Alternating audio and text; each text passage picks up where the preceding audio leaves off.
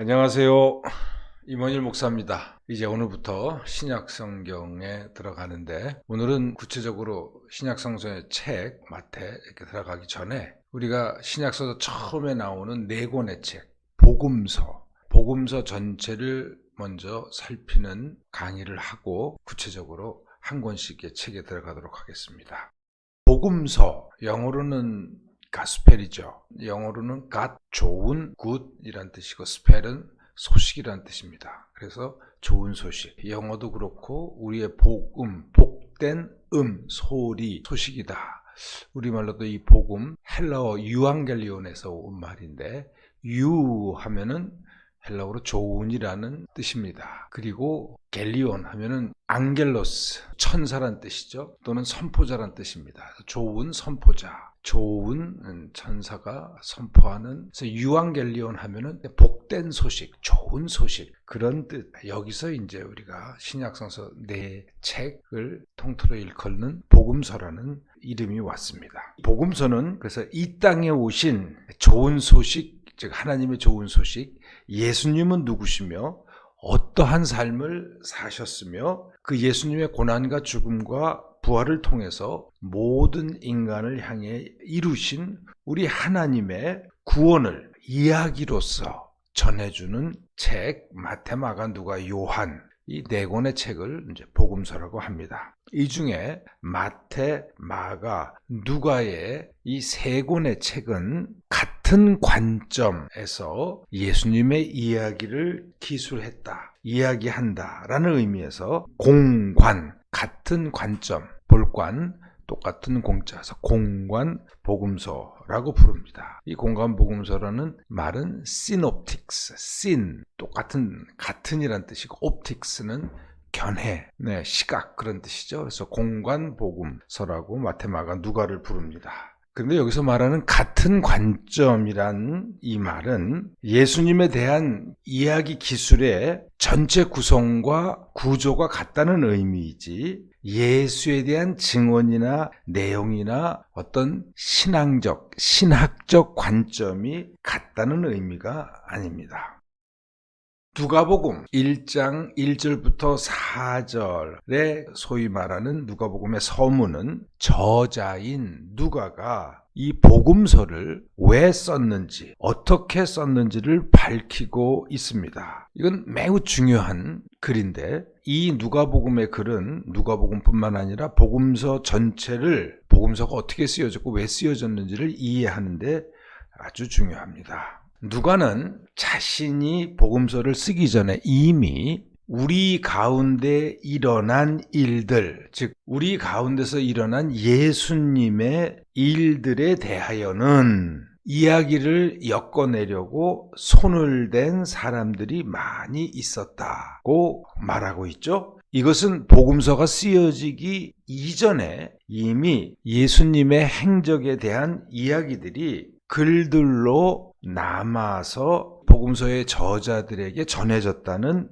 분명한 증언이죠. 이야기죠. 복음서는 전체적으로 마태, 마가, 누가, 요한이 주후 70년 이후에 쓰여진 글들입니다. 주후 70년은 어떤 일이 있었죠? 예루살렘 성전이 완전히 파괴되고 유다라는 나라가 세계사의 지도에서 사라졌고 그 지역을 팔레스타인이라고 불렀습니다. 그 이후부터 오늘날까지 팔레스타인.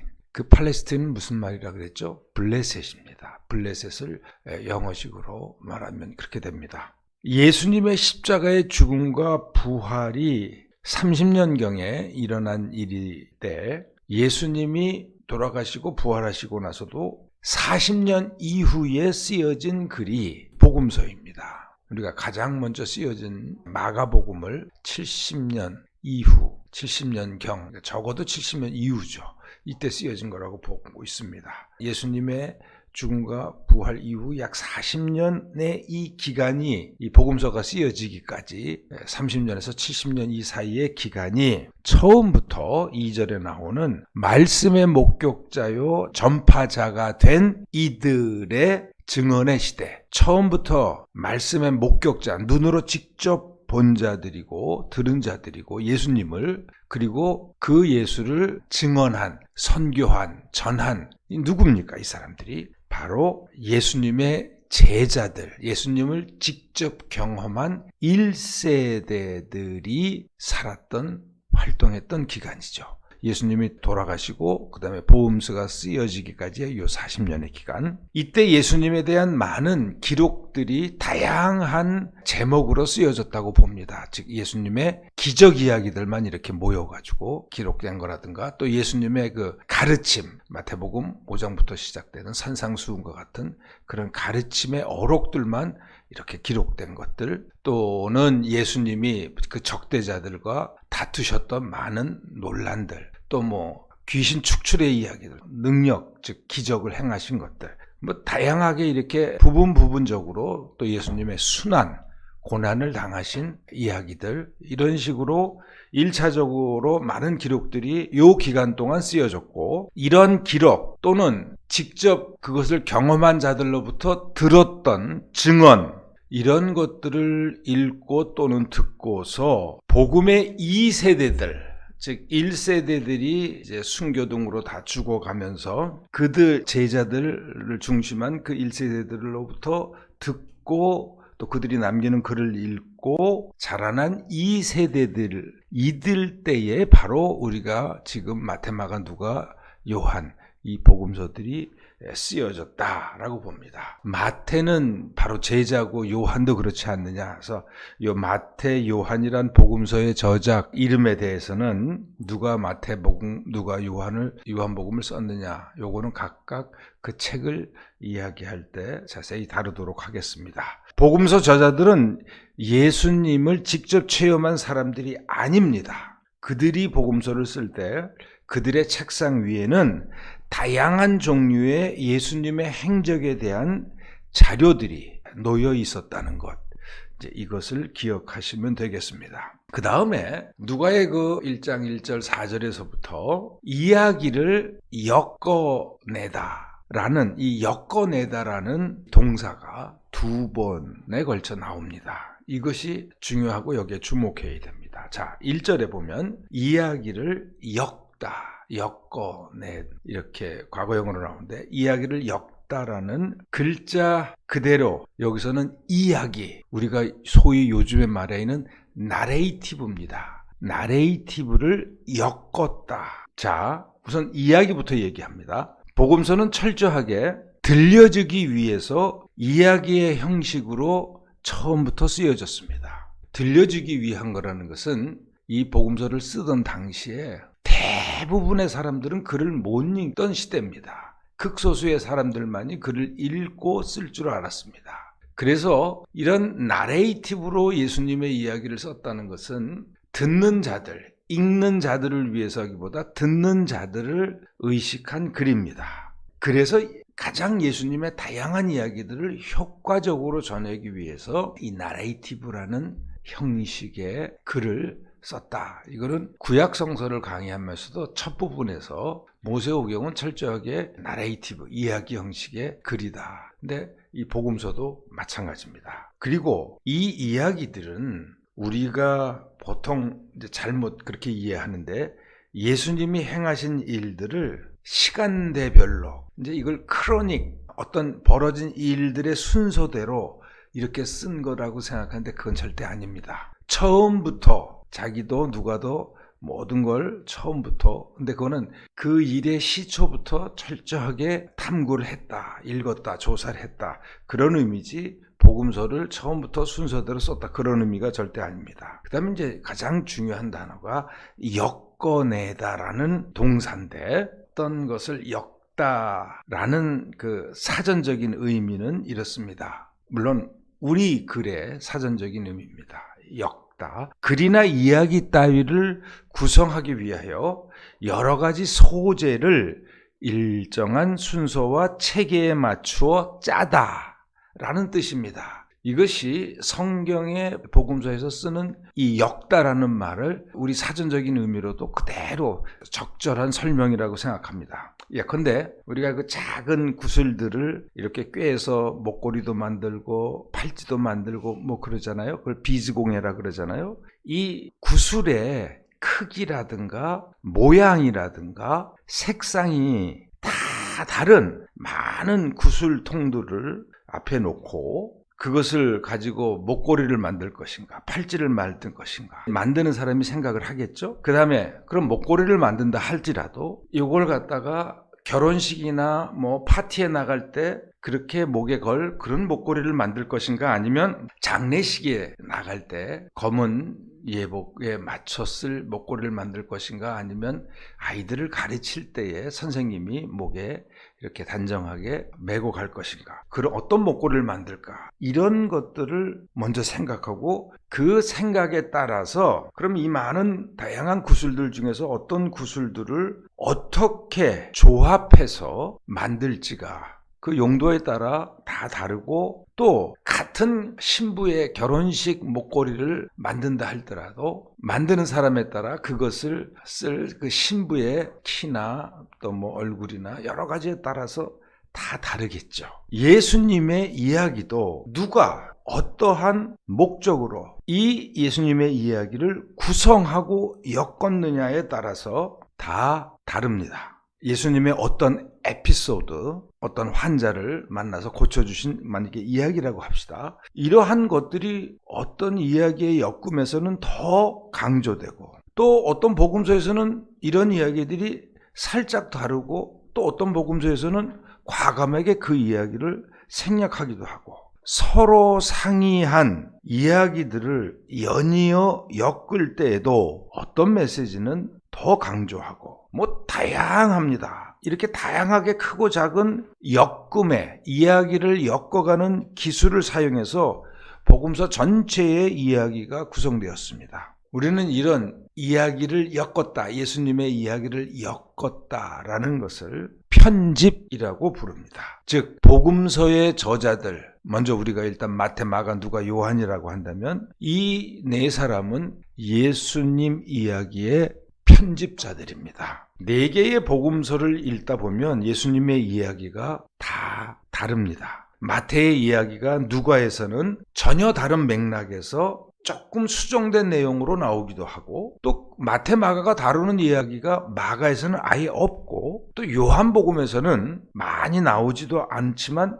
예수님의 이야기를 엮어가는 구조 자체가 전혀 틀리기도 합니다. 그래서 왜 이렇게 똑같은 예수 이야기를 쓰면서 이렇게 다른가 하는 질문과 함께 우리는 이 네 복음서의 예수님의 이야기를 다 섞어서 그냥 하나님의 이야기로 쭉 만들었으면 좋겠다는 생각을 하기도 하고, 또 그런 시도도 실질적으로 많이 일어났습니다. 우리가 이러한 시도 중에 하나가 크리스마스 때 예수님이 이 땅에 처음 오시는 그 탄생 이야기를 할 때 보면은 한쪽에 예수님은 구유에 누워 계시고, 또 한쪽에는 동방박사 세 사람이 나타나서 거기에 경배하는 모습, 이런 거를 한 장면으로 딱 설정을 합니다. 근데 이건 전혀 틀리죠. 구유에 누우신 예수님은 누가가 그리는 예수님 탄생의 강조점이고, 누가에는 이 세 동방박사가 나타나지 않습니다.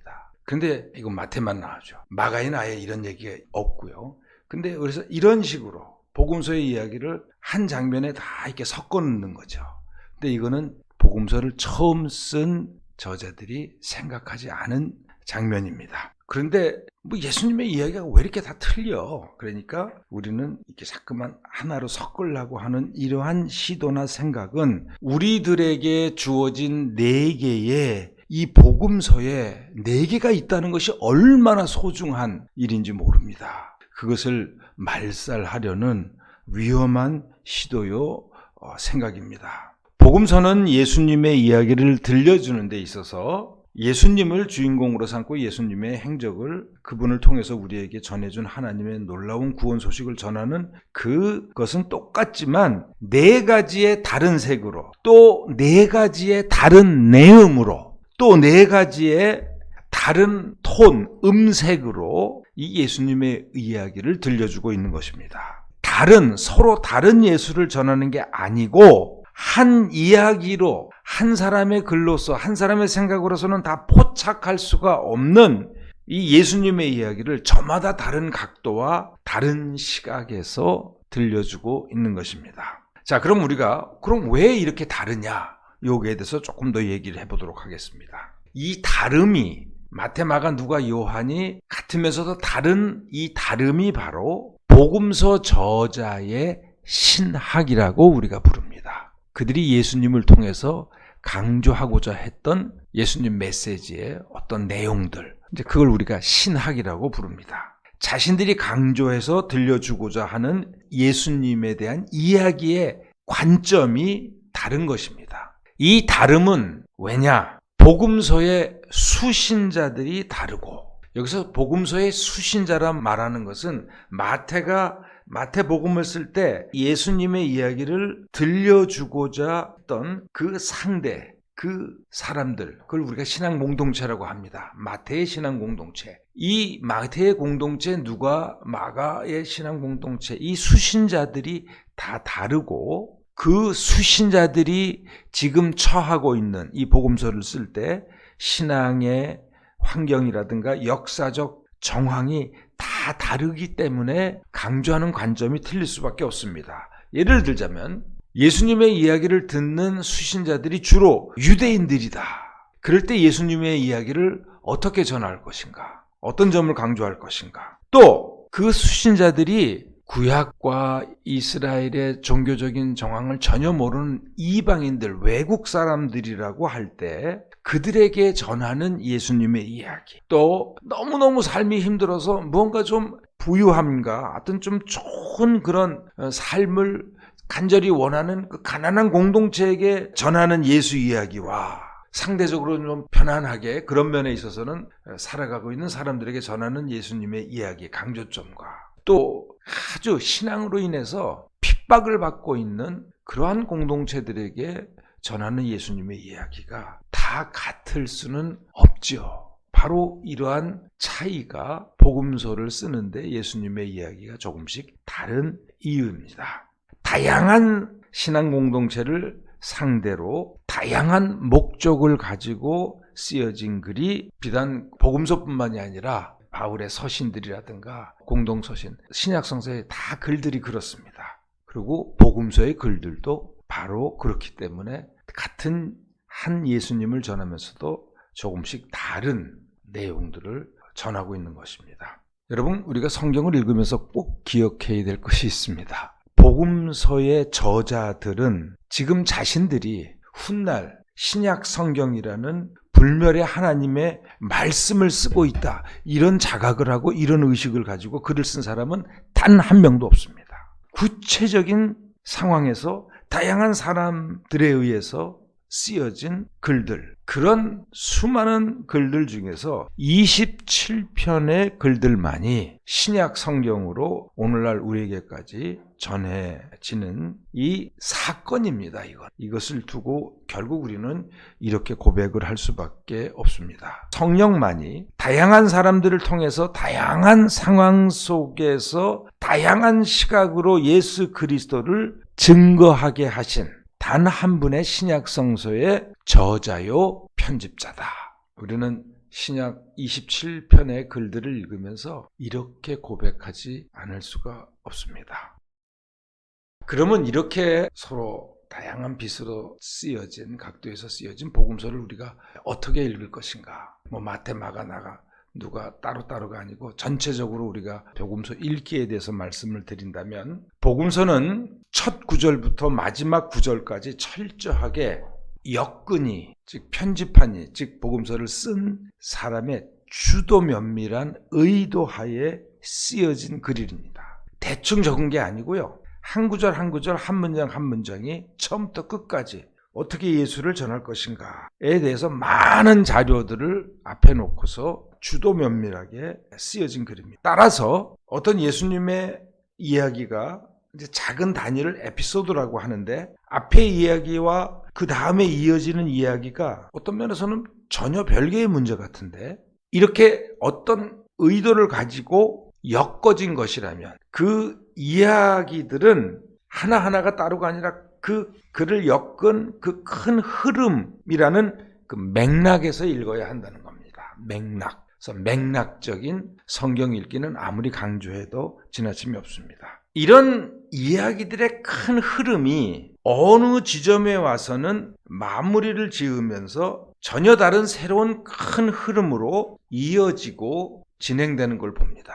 예를 들자면 여러분 마가복음을 처음부터 읽다 보면 8장 27절 예수님이 길을 가다가 제자들에게 물으시는 장면. 사람들이 나를 누구라 그러냐? 이런 이제 질문이 되는데 이 8장 27절은 1장 1절에서부터 8장 26절까지의 그 내용들이 갈릴리 지역에서의 예수님의 사역입니다. 그리고 이어지는 8장 28절부터 이제 10장까지의 내용은 예수님께서 예루살렘 도상으로 즉 길을 가시면서 제자들과 또 다양한 일들을 계속해서 말씀하시는 내용입니다. 그래서 이 8장 27절에 와서는 이야기의 흐름이 확 바뀝니다. 이렇게 큰 흐름들을 읽으면서 처음부터 끝까지 한 복음서 마태복음 전체가 어떻게 구성되어 이어지는지 그 맥락을 이해하는 것이 무엇보다도 중요합니다.